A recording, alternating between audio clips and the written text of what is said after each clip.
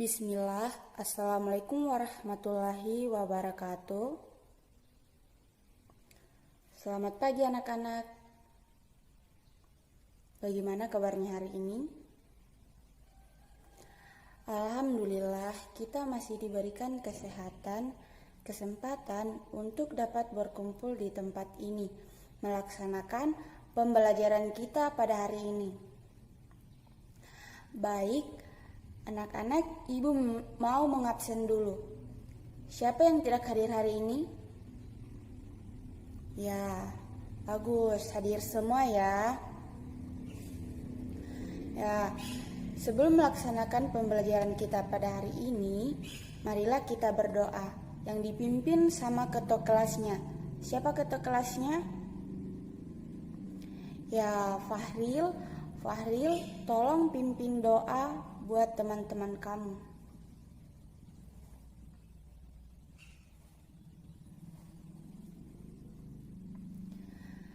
Anak-anak, masih ingat pembelajaran kita pada minggu lalu atau pada pertemuan yang lalu? Ya, masih ya, tentang beriman kepada kitab-kitab Allah Subhanahu wa Ta'ala. Ada yang masih ingat kitab-kitab apa saja yang terdapat di dalamnya? Ya, yang pertama kitab Taurat, kitab Zabur, kitab Injil, dan kitab suci Al-Quran. Hari ini kita akan melanjutkan pembelajaran kita, yaitu tentang indahnya berakhlak terpuji atau indahnya berperilaku terpuji. Tujuan pembelajaran kita pada hari ini yaitu yang pertama, setelah mengikuti pembelajaran, peserta didik diharapkan mampu menjelaskan pengertian indahnya berakhlak terpuji. Dan yang kedua, setelah mengikuti proses pembelajaran ini, peserta didik mampu berakhlak terpuji kepada semua orang. Ya, baik. Anak-anak, kita sebagai seorang muslimah harus memiliki akhlak yang terpuji. Karena kenapa? Karena dengan akhlak terpuji, kita mempunyai atau kita mendatangkan banyak manfaat. Manfaat seperti disenangi teman, disenangi keluarga, mendapat banyak teman, dan lain-lain. Ya, anak-anak, ada yang tahu perilaku terpuji itu apa saja? Ya, yang pertama itu sikap hormat. Ya, sikap hormat. Hormat adalah menghargai atau taksim, khidmat, dan sopan. Sebagai seorang muslimah, kita harus memiliki sikap saling menghormati. Karena sikap saling menghormati itu salah satu akhlak yang terpuji dan sikap yang mulia. Kita itu harus hormat kepada siapa saja, bukan cuma yang lebih tua atau teman kita, tetapi kepada semua orang. Ya, anak-anak, ada banyak cara untuk menghormati orang. Yang pertama itu cara menghormati orang tua. Ya, cara menghormati orang tua yang pertama, berpamitan jika akan bepergian. Maksudnya ini, anak-anak, jika kalian ingin pergi keluar rumah atau pergi ke rumah teman, ke sekolah, atau pergi bermain, kalian harus terlebih dahulu berpamitan ke orang tua. Karena kenapa? Kalau kalian tidak berpamitan, pasti orang tua kalian itu khawatir, kalian khawatir atau orang tua kalian itu mencari kemana kalian pergi. Misalnya kalian pergi tapi tidak berpamitan, orang tua kalian pasti bilang begini, wah, kemana ya anak saya pergi? Kok tidak ada di rumah? Pasti orang tua kalian itu mencari kalian. Maka dari itu, anak-anak, jika kalian ingin bepergian, kalian harus berpamitan terlebih dahulu. Nah, yang kedua, mendengarkan nasihat-nasihat dari orang tua. Tentunya nasihat-nasihat yang baik. Maksudnya di sini, jika kita diberikan nasihat kepada orang tua, kita itu harus mendengarkan dan patuh. atau kita itu harus melaksanakan nasihat-nasihat yang diberikan oleh orang tua kepada kita. Yang ketiga itu mencium tangan ketika akan bepergian. Jadi anak-anak sebelum pergi atau sebelum meninggalkan rumah, kita harus minta ridho kepada orang tua. Dengan cara apa meminta ridho kepada orang tua? Yaitu dengan cara mencium tangan kedua orang tua kita. Ya, itu tadi cara-cara menghormati orang tua. Sebenarnya masih banyak cara-cara menghormati orang yang lebih tua. Namun, ini hanya saja beberapa contoh yang ibu bisa berikan kepada kalian. Dan yang kedua itu cara menghormati guru. Nah, yang pertama itu jika berjumpa mengucapkan salam. Jika berjumpa dengan gurunya harus mengucapkan salam atau harus menyapa guru seperti Assalamualaikum Pak, Assalamualaikum Bu. Dan yang kedua itu berbicara lemah lembut. Berbicara lemah lembut yang seperti apa maksudnya? Maksudnya anak-anak berbicara lemah lembut yang seperti tidak teriak-teriak. Berbicara itu sewajarnya saja, tidak perlu teriak-teriak. Misalnya ketemu bapak ibu gurunya di sekolah, kalian teriak-teriak, Assalamualaikum Pak, Assalamualaikum Bu, atau Pak, Bu. Yang sopan ya anak-anak, jangan seperti itu. Kalau ketemu gurunya itu harus Assalamualaikum Pak, Assalamualaikum Bu, bagaimana kabarnya? Atau kalian juga bisa sambil mencium tangan gurunya. Dan yang ketiga, memperhatikan guru dengan sungguh-sungguh ketika sedang menerangkan. Ini biasanya di sekolah terjadi di dalam kelas ya anak-anak. Memperhatikan dengan sungguh-sungguh jika guru sedang menerangkan, berarti kita tidak boleh bicara sendiri, berbicara dengan teman, atau membuat kelompok diskusi untuk berbicara sendiri ketika guru sedang menerangkan mata pelajaran. Itu sangat tidak sopan ya anak-anak. Jadi jangan dilakukan. Ketika guru sedang menerangkan mata pelajaran, kalian harus memperhatikan dengan sungguh-sungguh sehingga dapat mengerti mata pelajaran yang dibawakan oleh gurunya. Dan yang keempat, mengerjakan tugas-tugas yang diberikan oleh guru. Nah, kita harus mengerjakan tugas-tugas yang diberikan oleh guru. Kita tidak boleh mengabaikan tugas-tugas yang diberikan oleh Pak Guru dan Bu Guru. Nanti nilai kalian tidak ada. Apa yang disuruh oleh guru, kita harus kerjakan. Misalnya, guru kalian menyuruh kerjakan halaman 12 sampai halaman 15. Kalian harus kerjakan, karena kalau kalian tidak kerjakan, kalian tidak akan mendapat nilai. Bukan guru kalian yang rugi, tetapi diri kalian sendiri yang rugi. Kalian tidak mendapat nilai, tidak juga mendapat ilmu. Dan yang kelima, rajin belajar. Dengan rajin belajar, kalian anak-anak yang menghormati gurunya. Ini sangat penting sekali ya anak-anak, rajin belajar di sekolah, di rumah. Jadi harus dilakukan. Oke, kemudian cara yang ketiga itu cara menghormati teman. Yang pertama, tidak berkata kasar. Jadi, meskipun kalian teman sebaya, teman bermain, atau teman yang lebih tua, kalian tidak boleh berkata kasar.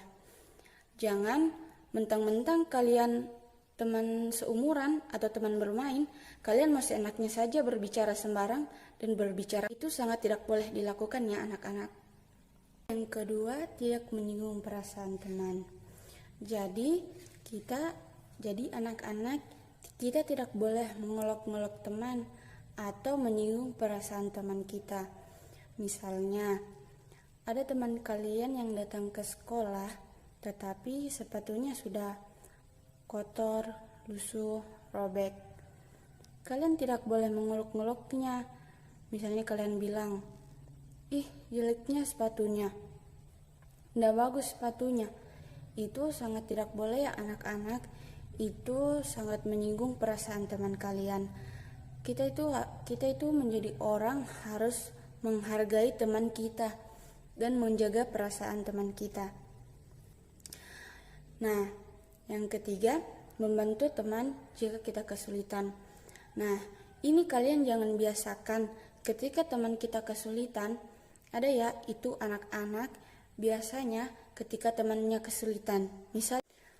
Misalnya, teman kalian sedang naik sepeda. Teman kalian ini jatuh, tetapi kalian langsung menertawakan teman kalian, bukannya untuk membantu teman kalian yang sedang terjatuh. Nah, anak-anak, itu adalah perbuatan yang tidak baik. Itu adalah salah satu perbuatan yang buruk. Seharusnya ketika teman kalian jatuh, itu kalian harus membantu, bukan menertawakan teman kalian. Ya, anak-anak, itu tadi cara menghormati orang tua, guru, dan teman. Anak-anak, di dalam agama Islam, sikap hormat disebut dengan ihtiram. Ihtiram adalah saling menghormati atau saling menghargai sesama manusia.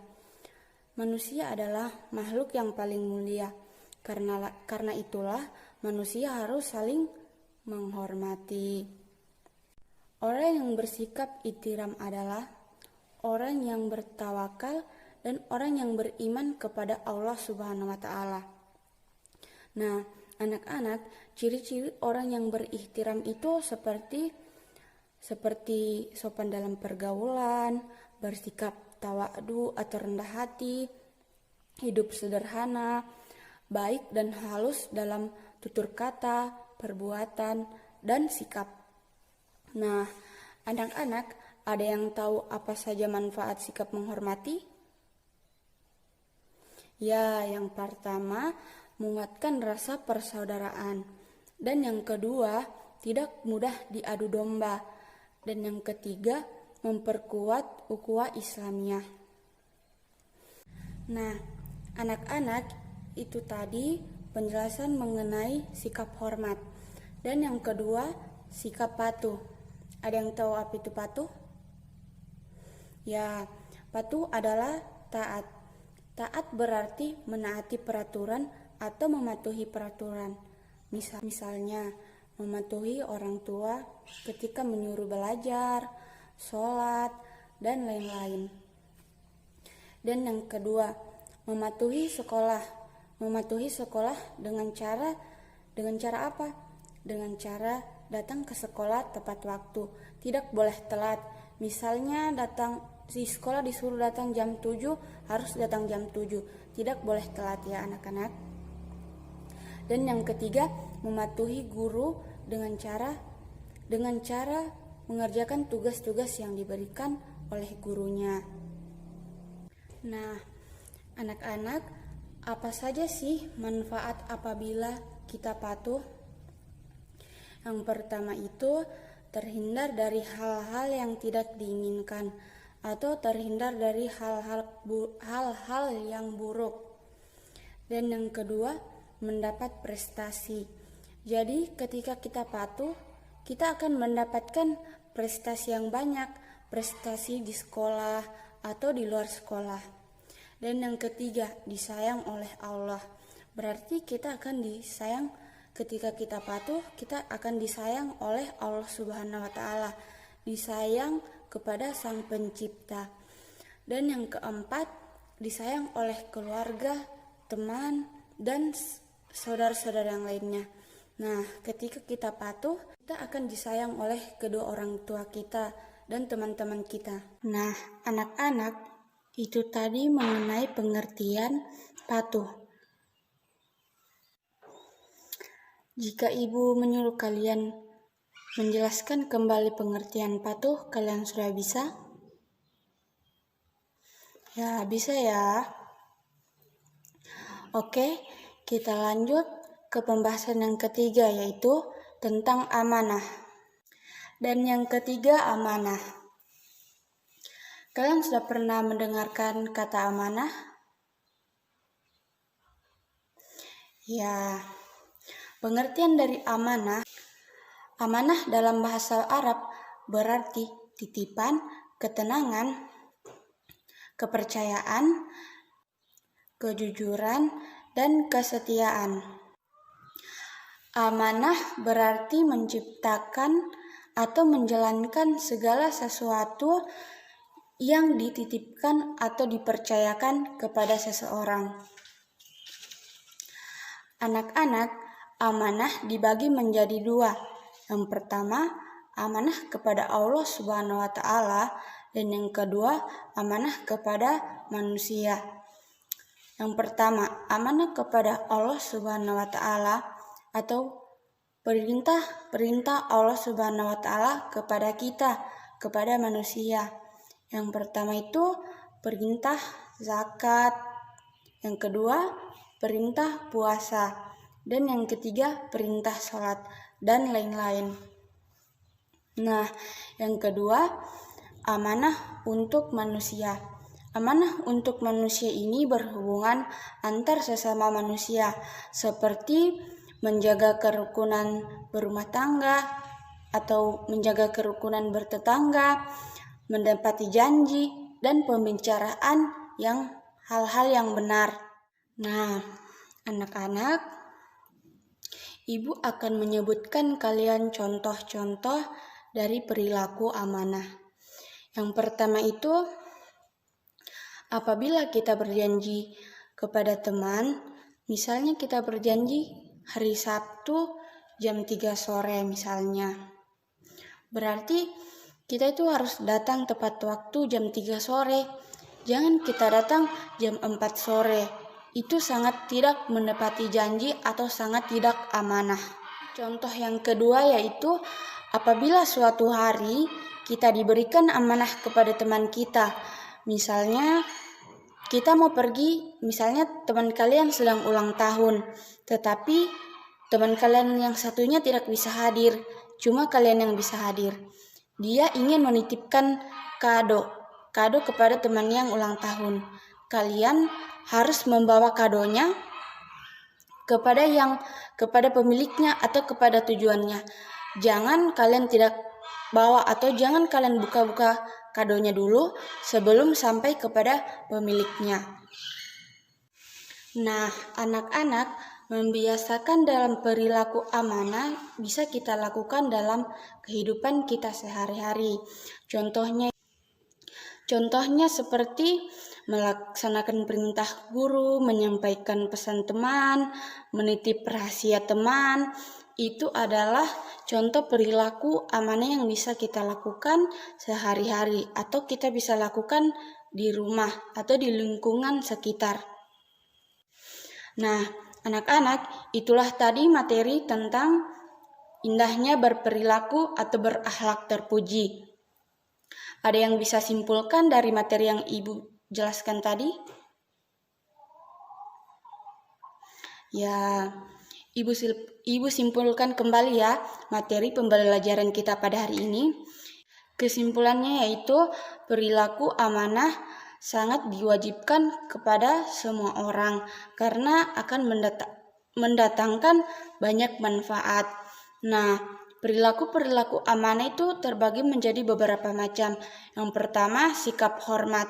Hormat adalah menghargai yang harus kita miliki, dan patuh. Nah, dan yang kedua patuh. Patuh adalah taat. Taat berarti menaati peraturan atau perintah. Dan yang ketiga amanah. Amanah berarti dapat dipercaya atau berperilaku jujur. Nah, anak-anak, itu tadi kesimpulan dari materi kita hari ini. Sebelum kalian pulang, Ibu akan memberikan kalian tugas.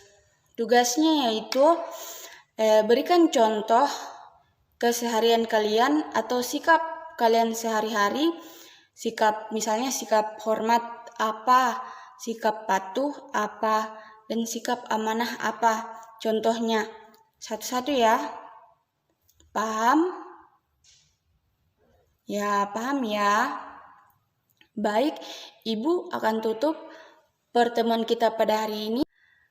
Lebih dan kurangnya mohon dimaafkan. Wassalamualaikum warahmatullahi wabarakatuh.